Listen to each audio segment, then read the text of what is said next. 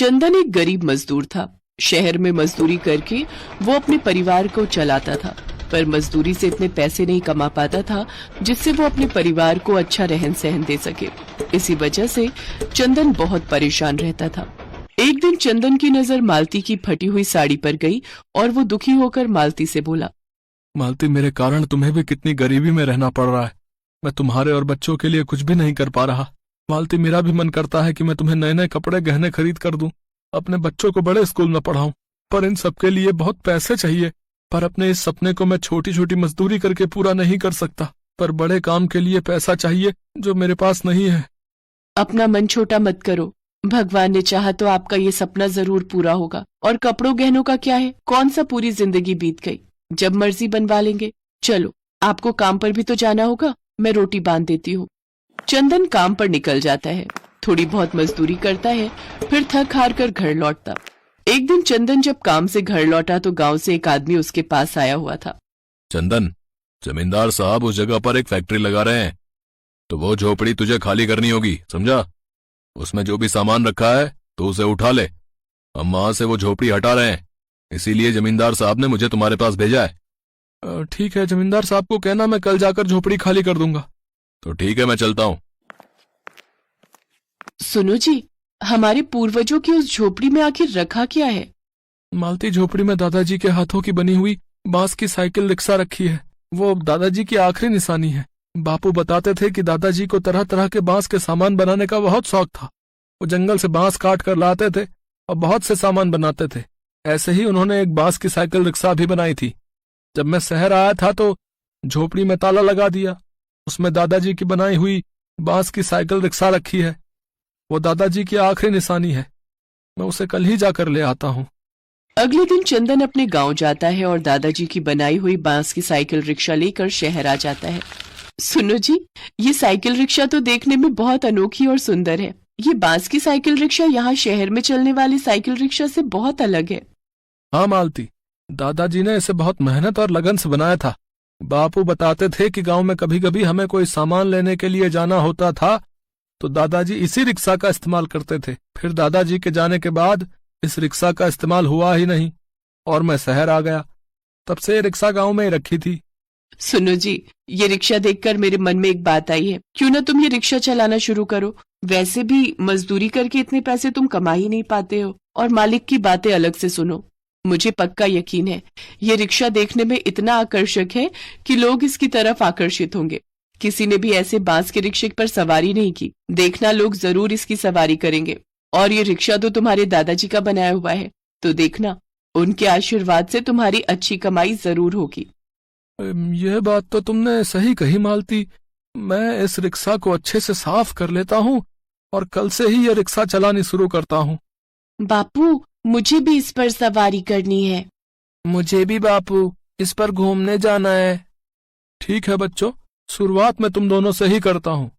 चंदन बच्चों को उस रिक्शा पर घुमाने ले जाता है। लोग जब उसकी बांस की साइकिल रिक्शा को देखते हैं तो हैरान रह जाते हैं।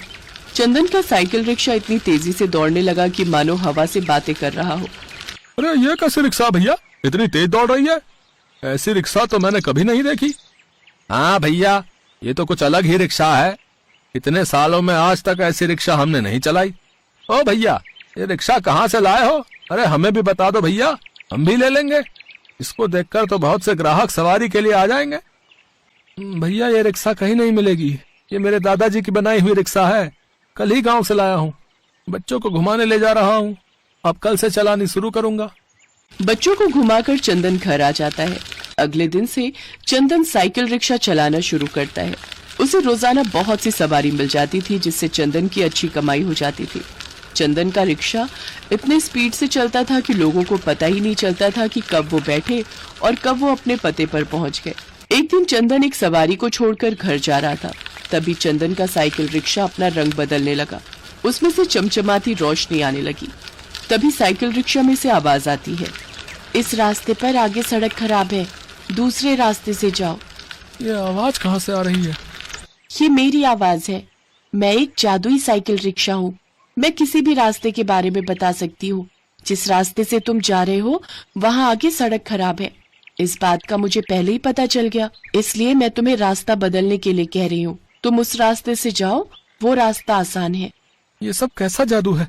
मुझे तो अभी भी यकीन नहीं हो रहा। हो सकता है मेरे मन का वहम हो। इसी रास्ते से जाता हूँ। चंदन ने उस रिक्शे की बात को नहीं माना और वो उसी रास्ते से गया। पर आगे जाकर उसने देखा कि वाकई में रास्ता खराब था, सड़क टूटी हुई थी। चंदन आगे नहीं जा सकता था। चंदन को अब यकीन हो गया कि जरूर ये रिक्शा जादुई है। मैंने कहा था ना कि इस रास्ते से मत जाना, पर तुमने मेरी बात को नहीं माना। चलो कोई बात नहीं, अब आगे से ध्यान रखना। मैं जिस रास्ते से बोलूं तुम उसी रास्ते से जाना, तुम्हें कभी भी कोई परेशानी नहीं होगी। चंदन घर आ जाता है और सारी बात मालती को बताता है। हो सकता है ये तुम्हारे दादाजी का रिक्शा हो और इसमें तुम्हारे दादाजी का आशीर्वाद हो, और उन्हीं के आशीर्वाद से ऐसा जादू इस रिक्शे में आ गया होगा। ये तो तुम्हारे लिए बहुत अच्छी बात है। तुम सच कह रही हो मालती। इस रिक्शा में दादाजी का आशीर्वाद है, तभी ये जादू से चलती है। धीरे धीरे चंदन का जादुई बांस का साइकिल रिक्शा हर जगह फेमस हो गया। पर एक दिन एक रिक्शा कंपनी के मालिक रोशन लाल की नजर जादुई रिक्शे पर पड़ गई और उसने उसे चुराने की कोशिश की। एक रात वो रिक्शा चुराने के लिए चंदन के घर पहुंचा, पर जैसे वो रिक्शे पर बैठा, रिक्शा गोल गोल घूमने लगा। रोशन चीखने लगा, अरे अरे कोई बचाओ, अरे कोई बचाओ, अरे भैया मैं मर जाऊंगा भैया, अरे कोई मेरी मदद करो। अरे चंदन भैया, अरे मुझे नीचे उतारो, मैं तुम्हारी साइकिल चोरी करने आया था, पर मुझे नहीं पता था कि मैं मुसीबत के मुंह में जा रहा हूँ। रोशन लाल, जब मैंने तुम्हें मना कर दिया था कि ये साइकिल मेरे दादाजी की बनाई हुई है, उन्हीं की निशानी है, और ये तुम जैसे बेईमान लोगों के लिए नहीं बनी है, तो तुमने मेरी बात को क्यों नहीं माना भैया? दादाजी, आपकी ये साइकिल रिक्शा बिना जादू के ही सही है। मैं चाहता हूं अगर आप मुझे सुन रहे हैं तो इसका जादू अब हमेशा के लिए चला जाए, क्योंकि यहाँ रोशन लाल जैसे बहुत से लोग हैं जो इसे चुराने की कोशिश करेंगे, और ये सब मुझसे सहन नहीं होगा। चंदन, तुम जैसा चाहोगे वैसा ही होगा। तुम्हारे दादाजी का बनाया हुआ ये